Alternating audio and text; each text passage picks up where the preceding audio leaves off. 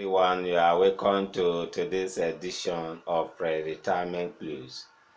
We are happy to come your way again today, and then to the glory of God, we'll be discussing a topic that we feel that will really, help us even as we prepare for our retirement. I remain the host of this program, Mr. Chus Udo Okonta, the MD and publisher of Hispen Online and promoter of Retirement Clues. Today we have come to look at a topic that more or less responds to some agitation that we have seen in recent times. And we believe that this topic will help, enlighten those people that are behind these agitations.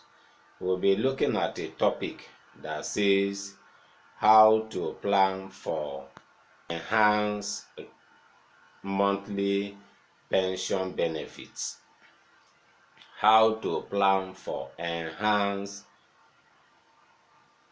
pension monthly benefits. That is what we are going to look at today. This topic is, just as I said earlier, is coming because of the complaints that we have received and we have read, from most people. Of recent, there was one that even said that PFA should allow retirees to cash out from the system, at the point of retirement. They should just take their money. That why should they program their money either in program withdrawal or annuity? That they should allow them, once they retire, take their money and go and do whatever they want to do. But here we are not speaking, just as we always say, we are not speaking for the National Pension Commission. We are not speaking for the pension fund administrators. We are not speaking for the contributors or the retirees. All we are here to do is just to make sure that all these stakeholders we bring to the front burner how we can work together to ensure that the worker, which is the contributor, have something to rely on at the time that he or she will not be working again. That is just why this program is coming to us, regularly. Our focus is to make sure that we have a better economy where people, after they have worked, they will now have something to rely on, and that is why we call it retirement clues. We are here to bring those clues on how we can help build a better society where workers will enjoy their time in retirement. And like as I said, these agitations, most of them, if you look at it critically, you see that what people are saying may not be good for others. If it is good for you, it may not be good for others. Like that, the writer of that article was saying that retirees should be allowed to cash out immediately they retire. That when they put their money, what they give to them as monthly benefit are not enough. That if they take their money and go and invest it in treasury bill, invest it in bonds, that will yield higher return for them. But as experts in this matter, my response to that article was that if somebody has helped you to grow your money for 35 years, you can't just wake up one day and say it's your money. And if you even look at how this money grows, you observe that the money, your money that is being contributed even as a worker, the money that is being remitted for you monthly, if you look at it at the end of retirement, it can only amount to, like, let's say 40% of what you have in your RSC. The other balance comes from investments that are made on your behalf, because this money is not just kept idle. the operators keep turning this money around. That is why the money will grow to that. Because if it's just what you are contributing is what is being kept for you, and the money is not being invested with interest, or maybe as you just contribute, put this money in a deposit, they are just depositing it for you. You observe that at the time that you retire, that thing you call your money, you will not have anything that you can really be proud of.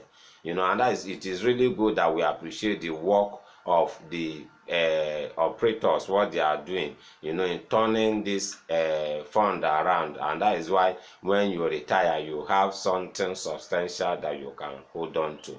On this note, we feel it is not actually advisable for one to cash out, at the time that you retire, because we have even heard of instances where people, even the lump sum, the little lump sum that they collected, they fall into the hand of fraudsters and they defraud them of their money. And like the Lagos Pension Commission, anytime that we go to their bond presentation event, they always advise the retirees that look at this money that you are collecting, that maybe the lump sum you are collecting is not for you to go and marry a new wife. It's not even for you to go and complete your house, or for you to go and buy a shebi.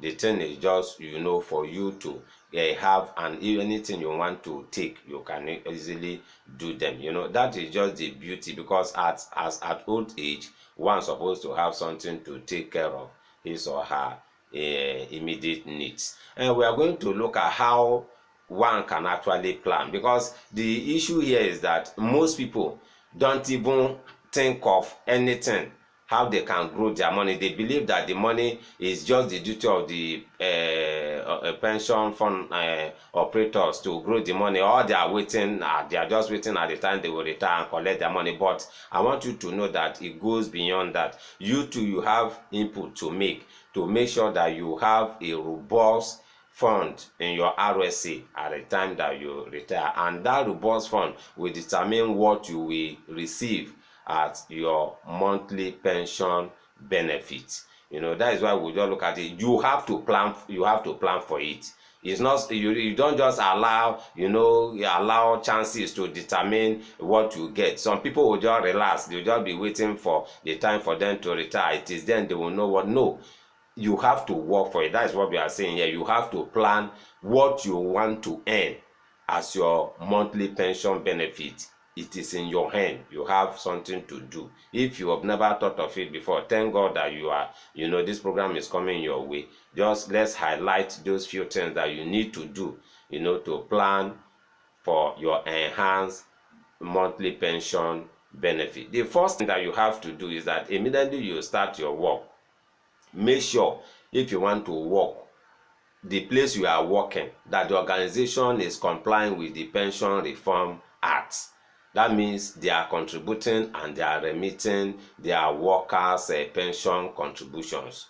You must make sure you work in that organization. Don't just say because they offer you job, you just work there and you work for years and they are not paying you. It is when you after you have worked for years, you now observe that they are not paying me, let me go to another place. All those years that you have wasted there, you will not have anything to, it will not add up to your retirement. That means where you work, make sure that the organization is contributing and remitting. Then the second thing is that while you are working, embrace this window of voluntary contributions. No matter how small, what you are adding to the minimum of 18% that your organization and you are contributing, you can still do little. Even if it is 2,000, 3,000, you are contributing aside that 18%. You have to look at that very well. That will really help boost what you have in your RSA as at the time that you retire. That means embrace the voluntary pension contribution. Then the next thing you need to do is to follow up issues. That is why a program of this nature is not just for you to make comments. Listen to what we are saying, read, follow up activities that are within the pension industry space. know what it's doing. Like the National Pension Commission has come up with transfer window. Look at the rates that other PFAs are giving. Look at the way they are doing. If the PFA, you know your PFA is not measuring up, you just have to move your fund there because it is your money. If other PFAs are bringing higher yield and yours is not, commensurate to what you expect, you just have to move your fund. We got to know that some people are even transferring for not just good reasons. You don't just follow people because they want to transfer, but before you transfer, make sure that where you are going to, that place you have better service and that your fund will even grow higher. You must do that. You must plan for that. Don't just close your eye to it. Then another thing we want to highlight here is that you must make sure that the fund structure that the regulator has put in place, we have Fund 1, Fund 2, Fund 3, Fund 4, Fund 5, I think even Fund 6 now. Look at those funds, because the essence of it is that they have some fund that you have to put your money, and those funds, though the risk is higher, but the return is higher too. You can take the risk of making sure that your funds are placed in those fund structures that will yield higher return for you. You don't just sit down and just allow your money to just remain like that. Some people that have allowed their money to just be in the defunct fund structure. No, you can work with your PFA. Like that one, we call it follow your PFA. Follow your PFA to make sure that your fund, is put in a place that it will yield better return for you. That is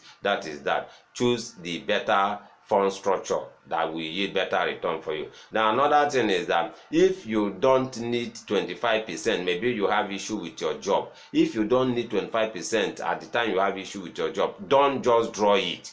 Some people, they just say, I want to test whether this thing is working. Money that they don't just need, they'll just go and draw 25% out of their RSA. When you draw 25% out of your RSA, you have already brought down, what you would have gained at retirement. If you don't need that money as at that time that you're out of job, please don't just draw that money. Let the money until when you find another job and you continue to build on what you have in your RSA.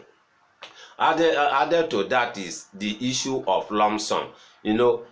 Experts will even advise you, if you want to earn more, in your monthly pension benefit, your lump sum, you can let go your lump sum. At the point that you retire, you can just say, I don't need lump sum. Please factor all my money into either annuity or program withdrawal. It will really help boost what you are going to get as monthly benefit. Some people will just say, give me my lump sum, and you just take the money and spend it on nothing, and at the end, we have the leftover that is being used to process your monthly benefit. When the thing begins to come, you begin to complain that what you have is not much. You can sacrifice your lump sum if you want to earn more, through your monthly pension benefit. Then the last one I want to talk about is the issue of choosing the right place to put your retirement fund.